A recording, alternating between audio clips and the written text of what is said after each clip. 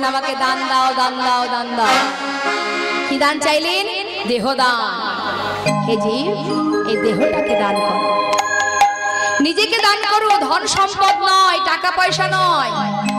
ভগবান কি চাইলেন? শুধুমাত্র নিজেকে দান করে দাও। তা দান করেছিলেন কে বাবা? বলি মহারাজ নিজেকে দান করেছিলেন। মা দেখুন দেখুন দান কাকে বলে, একটু ছোট্ট করে বলি।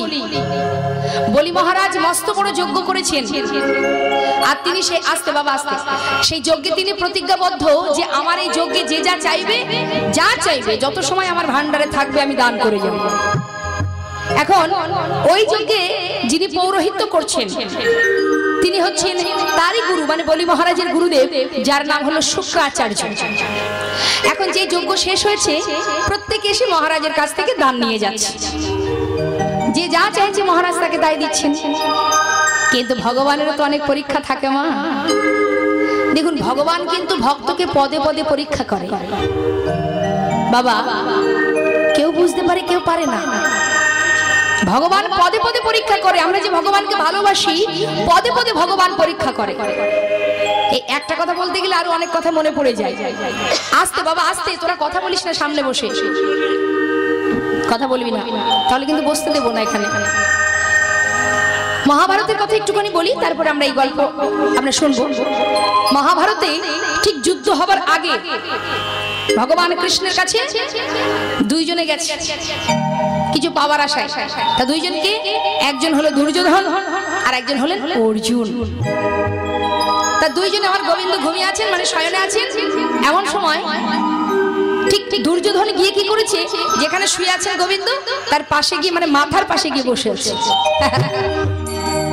আর অর্জুন কি করেছে, পরে গেছে, পরে গিয়ে একবারে চরণের সামনে গিয়ে দাঁড়িয়ে আছে। হরি বল হরি বল, একে বলে দীনতা মা। এখন অর্জুনের একটু অহংকার ছিল, আর অহংকার ছিল বলেই তো এই যুদ্ধ। দুর্যোধনের অহংকার ছিল বলেই কিন্তু এই যুদ্ধটা বাবা। তা এবার কি করেছে দুর্যোধন, শিওরের পাশে বসে আছে। হঠাৎ আমার গোবিন্দ ঘুম ভেঙে গেছে, মানে যেই না নয়নটা মেলেছে, যদি পায়ের সামনে যদি কেউ দাঁড়িয়ে থাকে তো ঘুম থেকে যখন আপনি নয়নটা মেলবেন আগে কাকে দেখতে পাবেন? মানে পায়ের দিকে যে থাকবে সেই দিকে চোখটা আগে পড়বে। এমন হঠাৎ করে ওই অর্জুনকে দেখতে পেয়েছে, আর যেই না দেখতে পেয়েছে বলছে অর্জুন তুমি এসেছো। এমন সময় দুর্যোধন বলে উঠলেন, শোনো বসুদেব, আমি আগে এসেছি। আচ্ছা হ্যাঁ, আমি তোমার কাছে আগে এসেছি সখা, আমি তোমার শিওরের পাশে বসেছিলাম। বেশ, তুমি আগে এসেছো, অর্জুন পরে এসেছে, তাহলে তোমরা দুজন এসেছো আমার কাছে কিছু পাওয়ার জন্য। তা বলো তোমরা কে কি চাও? কে কি চাও? আগে অর্জুন বলবে, কারণ আমি আগে অর্জুনকে দেখেছি। অর্জুন বলো তুমি কি নেবে? এমন সময় দুর্যোধন বলছে না, শোনো সখা, আমি আগে এসেছি, আমি আগে তোমার কাছে চাই। তা বেশ, বলো তুমি কি নেবে? চিন্তা করছে, মনে মনে ভাবছে যে বাসুদেবকে নিয়ে আমি কি করব, একে নিয়ে আমার কোনো কাজ নেই, কারণ এ হচ্ছে একজন মায়াবী, একে নিয়ে আমার লাভ নেই।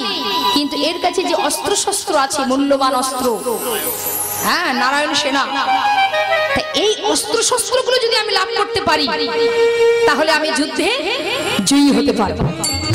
তা বললেন মাধব, আহা, আমি তোমার কাছে তোমার যে মূল্যবান অস্ত্র আছে এগুলো আমি চাই। বেশ, তাই হবে। আচ্ছা অর্জুন তুমি কি নেবে? অর্জুন বললেন, প্রভু মাধব, আমি শুধু তোমাকে চাই। আমাকে? আমাকে নিয়ে কি করবে? এই যুদ্ধে আমার কোনো ভূমিকা নেই, আমি কোনো অস্ত্র প্রচারও করবো না, আমি কিছুই বলবো না। আমাকে নিয়ে কি করবে? তুমি কি কোনো অস্ত্র নিতে চাও, কোনো যন্ত্র নিতে চাও? না। তাহলে তুমি কি নেবে? আমি শুধু তোমাকে পেতে চাই। একে বলে দীনতা মা। আহা, দুর্যোধন মনে মনে চিন্তা করছে, আমি যত অস্ত্র শস্ত্র সবই লাভ করেছি, আমি আজ এই যুদ্ধে জয়ী। আর অর্জুন মনে মনে বললেন, আমি আর কিছু চাই না মাধব, শুধু তুমি আমার সঙ্গে থেকো, আমি শুধু তোমায় চাই। তো মাগো ভক্ত সর্বদাই ভগবানকেই চায়, আর কিছু তার প্রয়োজন হয় না। আজ বলি মহারাজ তিনি যজ্ঞ করছেন আর ভগবান মনে মনে চিন্তা করছেন, ভক্ত তুমি কতটা প্রতিজ্ঞাবদ্ধ, তুমি যে প্রতিজ্ঞা করেছো যে যা চাইবে তাকে তাই দেবে, আমি একটু পরীক্ষা করে দেখি তুমি কেমন দিতে পারো। এবার কি করলেন বাবা, ভগবান কি করলেন, নিজেকে বামন সাজালেন। ওমা বামন সেজে হাতে একটা কমণ্ডল নিয়েছে, হ্যাঁ, আর তার মধ্যে একটু গঙ্গার জল নিয়েছে, নিয়ে গুটি গুটি পায়ে ঢুকছে। এখন শুক্রাচার্য মানে বলি মহারাজের গুরুদেব, সে কিন্তু অষ্টসিদ্ধি জানতেন, এক একটা সিদ্ধির এক একটা গুণ আছে। নিজের দেহটাকে যোগ বলে একটা কীট তৈরি করতে পারতেন, আবার প্রয়োজনে নিজের দেহটাকে বিশাল বড় করতে পারতেন। কোন ব্যক্তি যদি ছদ্মবেশে আসে দেখেই বলতে পারতেন যে আসলে ব্যক্তিটা কি, আরে আসল স্বরূপটা কি। অনিমা, লঘিমা, ইতিকা, আগম বক্তকারী, পরকীয়াবাদ এক একটা সিদ্ধির নাম। হরে কৃষ্ণ। এই পৃথিবীতে যদি কারোর একটা সিদ্ধি জানা থাকে, কোনো জীবের, কোনো মানুষের, এই জগৎবাসী তাকে ভগবানের মতো সিংহাসনে রেখে পূজা করবে, আর তার অষ্টসিদ্ধি জানা আছে। এখন ভগবানকে দেখতে পেয়ে কিন্তু চিনতে পেরেছে যে স্বয়ং ভগবান আসছে, কিন্তু প্রকাশ না করে মিথ্যে করে একবারে বলি মহারাজের কাছে গিয়ে বলছে, শোনো বলি, আমি তোমার গুরুদেব, আমি যে কথাটা আজ বলবো সেটা তোমায় রাখতে হবে। বলুন গুরুদেব। শোনো, চেয়ে দেখ, গুটি গুটি পায়ে ছোট্ট একটি বালক ভিতরে ঢুকছে, ও যদি এসে তোমার কাছে কিছু চাই তুমি কিন্তু ওকে দেবে না, কারণ গুরুদেব তো বুঝতেই পেরেছে যে স্বয়ং ভগবান আসছে। তা বলছে, গুরুদেব আমি তো কোনোদিন আপনার কোনো কথা অমান্য করিনি, কিন্তু আজকের কথাটা আমি কি করে রাখবো গুরুদেব, কারণ আমি যে প্রতিজ্ঞা করেছি, আমি রাজা, আমি প্রতিজ্ঞাবদ্ধ, যত সময় থাকবে আমি দান করে যাব, আজকের এই কথা আমি রাখতে পারবো না গুরুদেব। শাস্ত্রে বলেন সেই গুরু গুরু নয়, যে গুরু তার শিষ্যকে ভগবানের সেবা থেকে দূরে সরিয়ে দেয়। যখনই ভিতরে এসেছে আসন পেতে বসতে দিয়েছে। এখন আমার ভগবানের সেই রূপ দেখে মা বলি মহারাজের স্ত্রী বৃন্দাবলীর মনে একটু বাসনা জেগে গেছে। আহা কি রূপ, এত সুন্দর, এমন একটা শিশু যদি আমি পেতাম, আমার কোলে করে আদর করে অনেক অনেক ভালোবাসা দিতাম। ভগবান অন্তর্যামী, অন্তরে জানতে পেরে বললেন তথাস্তু, তাই হবে। এবার কি হলো মা, বলি মহারাজ বললেন, বলো শিশু, বলো বালক তুমি কি নেবে। মহারাজ আপনার কাছে প্রত্যেকে যেভাবে দান নিচ্ছে, আমার একটা নিয়ম আছে। কি নিয়ম? এই দেখুন, এই যে আমার হাতে কমণ্ডল, এর ভিতরে গঙ্গার জল আছে, আপনি এই জল হাতে করে নিয়ে 3 সত্য যদি অঙ্গীকার করেন তবেই আমি দান চাই। বেশ বলো তুমি দাও। যেই বলেছে হাত বাড়িয়েছে দাও বলে, এমন সময় ওই শুক্রাচার্য মানে বলি মহারাজের গুরুদেব পাশে দাঁড়িয়ে দাঁড়িয়ে চিন্তা করছে, সর্বনাশ, এই জল হাতে করে নিয়ে বলি যদি অঙ্গীকার করে বসে তাহলে হয়তো তার সর্বস্ব কেড়ে নেবে। আমি গুরু হয়ে এমনটা হতে দিতে পারি না, তাই নিজের দেহটাকে যোগ বলে একটা কীট তৈরি করে ওই যে কমণ্ডলের যে নল আছে মা, ওই নলের মধ্যে গিয়ে বাধা সৃষ্টি। কিন্তু অন্তর্যামী ভগবান যিনি অন্তরে বসে থাকে, তার আর জানতে কিছু বাকি থাকে। বলে উঠলেন, ওরে মূর্খ, তোর শিষ্য আমাকে সেবা করতে চলেছে, আর তার সেবায় তুই বাধা দিলি। বেশ, যার কাজে তুই বাধা দিলি তার হাত দিয়ে আমি তোর উপযুক্ত সাজা দেব। আমার ভগবান ছলনা করে বলি মহারাজকে বলছে, মহারাজ বেশ কিছুদিন হয়েছে আমার এই কমণ্ডলটা না ব্যবহার করা পড়েনি। জানেন মহারাজ, আমার মনে হয় এই নলের মুখে কোনো নোংরা জমেছে। মহারাজ আপনার পাশে যে কুশ আছে, এই কুশ দিয়ে আমার নলের মুখটা একটু পরিষ্কার করে দেবেন মহারাজ। যেই না বলেছে সঙ্গে সঙ্গে বলি মহারাজ সেই কুশটা নিয়ে যখনই প্রহার করতে যাবে, আঘাত করতে যাবে, এমন সময় ভগবান সুদর্শন চক্রকে স্মরণ করলেন, আর সেই সুদর্শন চক্র সে কুশের আগায় বিঁধে গেল, আর সেই কুশ দিয়ে যেই আঘাত করলে সঙ্গে সঙ্গে গুরুদেবের একটা চোখ অন্ধ হয়ে গেল। উপযুক্ত সাজা, অপরাধ যদি কেউ করে থাকে মা, সাজা তো তাকে পেতেই হবে। ভগবান কৃষ্ণ মহাভারতে শতপুত্রকে শেষ হয়েছিল বলে গান্ধারী বলেছিল, কৃষ্ণ এত সন্তানের মৃত্যু, সন্তান হারা শোক, এই যে কত কষ্ট, একটা নয় দুটো নয়, এত সন্তানের শোক তুমি কি করে পারলে? তুমি তো সব, তুমি করালে এই যুদ্ধ। তাই আজ আমিও তোমায় বললাম, যেমন করে আমার সমস্ত সন্তান প্রাণ হারিয়েছে, এই কুরু বংশ ধ্বংস হয়েছে, আমিও বলে রাখছি তোমার ওই 56 কোটি যদু বংশ এরাও ধ্বংস হবে, একটা প্রাণীও থাকবে।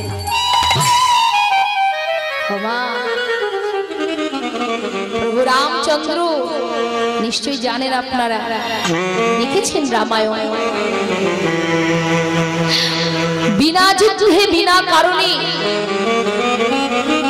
যখন বালিকে হত্যা করেছিল, ওই বালিপুত্র অঙ্গদ বলেছিল, প্রভু যেভাবে আমার পিতাকে তুমি হত্যা করেছো, ঠিক ঠিক সেইভাবে আমি আমার পিতার শত্রু যে আমার পিতাকে হত্যা করেছে, আমিও ঠিক সেইভাবেই তাকে সাজা দিতে চাই, সেইভাবে তাকে প্রাণে বধ করতে চাই। ভগবান বলেছিলেন তথাস্তু, তাই হবে। স্বয়ং ভগবানও নিস্তার পাননি, তাই অপরাধ যদি করে শাস্তি তো সে পাবেই পাবে। তাই মহাজন বললেন,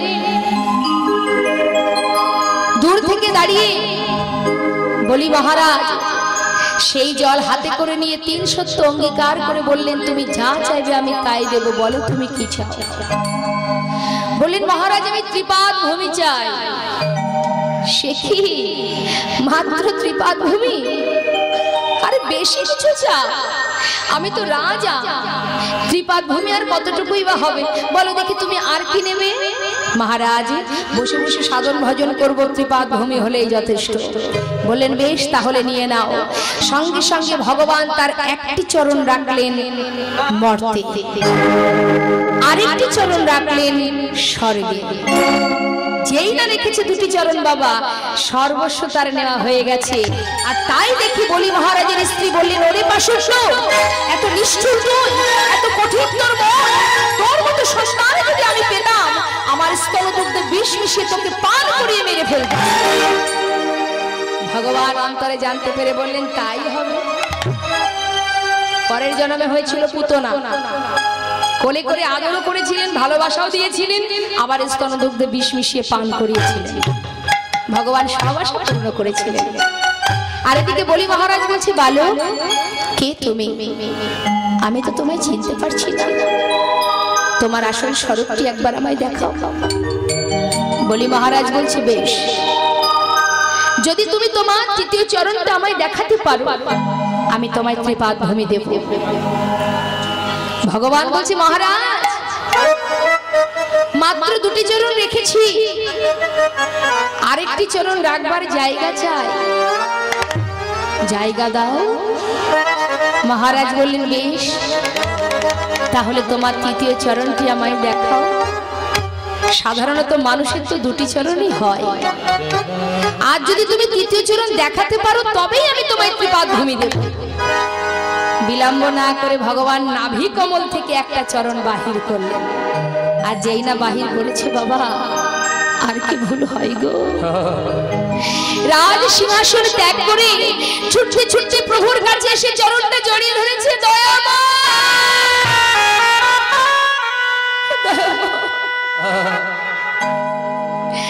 স্বয়ং ভগবান আজ আমার সম্মুখে, তুমি এসেছো প্রভু আমার কাছে দান চাইতে। আজ আমার এই যোগ্য ধন্য হয়ে গেল, আজ আমার জন্ম সার্থক হলো, কারণ স্বয়ং ভগবান এসেছেন আমার দ্বারে দান চাইতে। প্রভু গো, এই পার্থিব জগতে যা কিছু ছিল সর্বস্ব তুমি নিয়েছো, কিন্তু এখনো মূল্যবান সম্পদ আমার কাছে আছে যেটা আমি তোমাকে এখনো দিইনি, সেটা কি জানো? এই দেহখানি, যে দেহ সম্পদ তুমি আমায় দিয়েছো, আমি তো এখনো তোমায় দিইনি।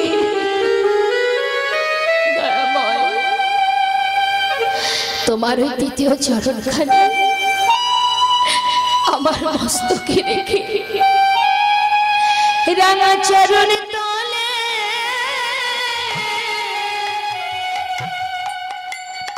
আমায় গ্রহণ করো।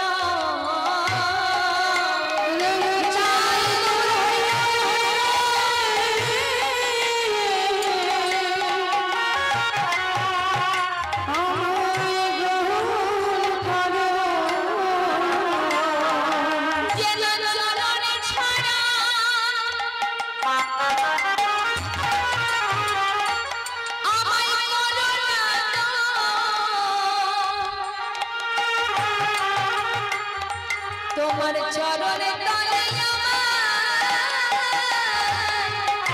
আমার স্থানে দাও গো।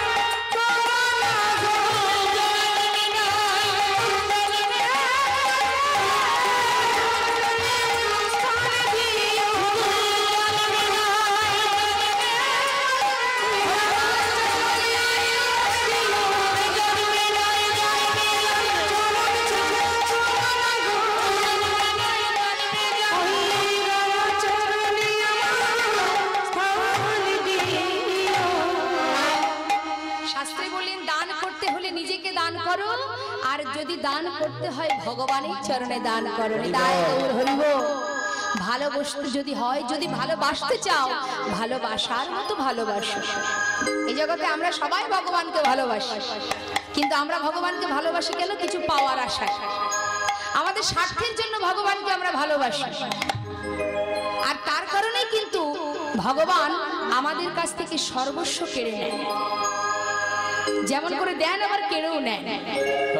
কিন্তু প্রকৃত যারা ভালোবাসে, যদি প্রকৃত কেউ ভালোবাসে, মহাজন কি বলেন শুনুন, কথাগুলো ভালো করে শুনুন। কি বলছে? অচ্যুতম কেশবম কৃষ্ণ দামোদরম রাম নারায়ণম জানকী বল্লভম। অচ্যুতম কেশবম কৃষ্ণ দামোদরম রাম নারায়ণম অচ্যুতম কেশবম কৃষ্ণ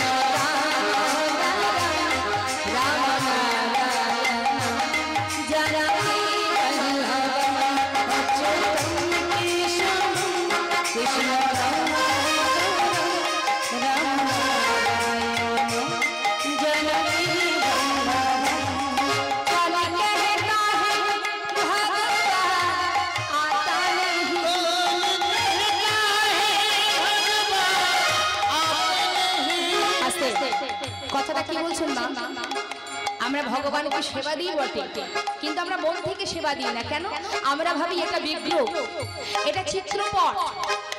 কিন্তু প্রকৃত যদি কেউ মনে প্রাণে নিজের জন ভেবে ভালোবাসে, তাহলে ভগবান সেই ভক্তের কাছে সেইভাবেই ধরা দেন। তাই মহাজন দৃষ্টান্ত দিচ্ছেন। কি বলছেন? কনে কহেতা হে ভগবান আতে নেহি, आते नहीं मेरा के तरह तुम बुलाते नहीं, मेरा के तरह तुम बुलाते नहीं। আমরা নিশ্চয় জানেন মীরাবাই নিজের শিশুকাল থেকে ভগবানকে স্বামী রূপে সেবা করেছিলেন, আর ভগবানও ঠিক তেমন স্বামী রূপেই মীরাবাইয়ের সম্মুখে দেখা দিতেন, তার মনোবাসনা পূর্ণ করতেন। তাহলে সেইভাবে ভালোবাসতে হবে। আরো দৃষ্টান্ত দিলে কি বললেন? কনে কহেতা হে ভগবান খাতে নেহি,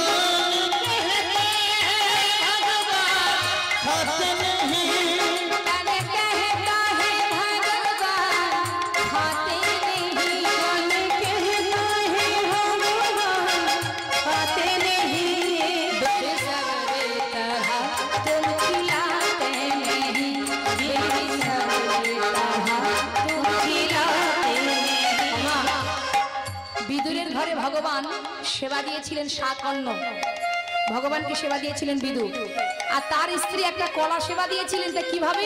কলাটা ফেলে ভাবের ঘরে কৃষ্ণ প্রেমে বিভোর হয়ে কলা ফেলে শুধু খোসাটা সেবায় দিয়েছে, আর ভগবান ভক্তি ভরে সেই খোসাটাই সেবা করেছিলেন। একে বলে ভক্তি।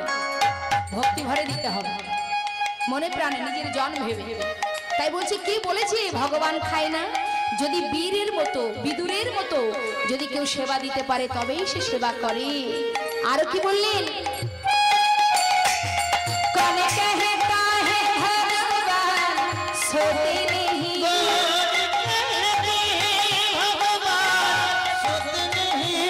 কনে কহে কাহে ভগবান সোতে নেহি, কনে কহে কাহে ভগবান সোতে নেহি, माया शोदा तरह तुम सुलाते नहीं, माया शोदा तरह तुम सुलाते नहीं, अच्युतम केशवम कृष्ण राम नारायणम जानकी वल्लभम, अच्युतम केशवम कृष्ण राम नारायणम जानकी वल्लभम। नाचते नहीं,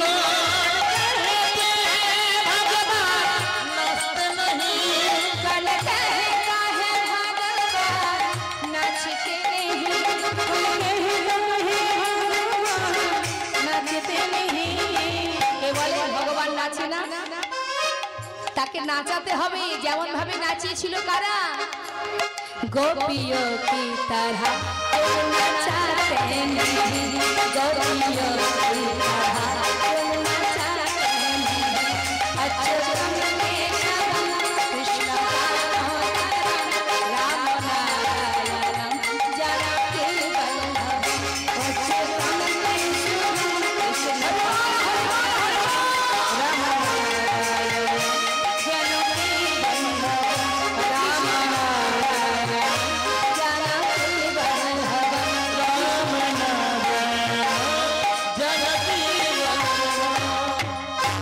ভালোবাসার মতো ভালোবাসো। উপর উপর ভাসলে হবে না, অন্তর দিয়ে ভালোবাসো। যেমন ভাবে ভালোবেসেছিল বৃন্দাবনের ব্রজ গোপীরা। আজ নদিয়া নাগরী বলছে, ও ঠাকুর তুমি দান নেবে? দাঁড়াও দাঁড়াও দাঁড়াও দাঁড়াও। নিজের অঙ্গ থেকে গহনা খুলে দিচ্ছেন। ভগবান বলেন, আমি তো এ দান চাই না। তাহলে তুমি কি নেবে? দেহদান, দেহদান, দেহদান। হে জীব, দশেন্দ্র ষড়রিপু দ্বারা যে দেহটা তোমরা পেয়েছো, এই দেহটাই শুধু আমাকে দান করে দাও। একবার দুটি বাহু তুলে গুরুচরণ আশ্রয় করে হা গৌর গৌর বলে কাঁদা। সময় চলে গেলে তো আর পায় না, তাই না মা? দেখুন আমাদের কলিহত জীবের যে কি অবস্থা, কি দুর্দশা, সেটা তুলে ধরেছিলেন বাবা রাম ভক্ত তুলসী দাস। আমাদের কলিজীবের কি অবস্থাটা একটু দেখুন। এই কলির যেমন দোষ আছে তেমন এর গুণও আছে বাবা। এই যে কলিযুগে আমরা হরিনাম করি, কলিযুগে কিন্তু সাধন ভজন যাগযজ্ঞ নেই মা, কিচ্ছু নেই। আপনি যেভাবেই থাকেন বাবা, যে অবস্থায় থাকেন না কেন, শুধু একটু মনে প্রাণে অন্তর দিয়ে একবার মধুমাখা নাম করো।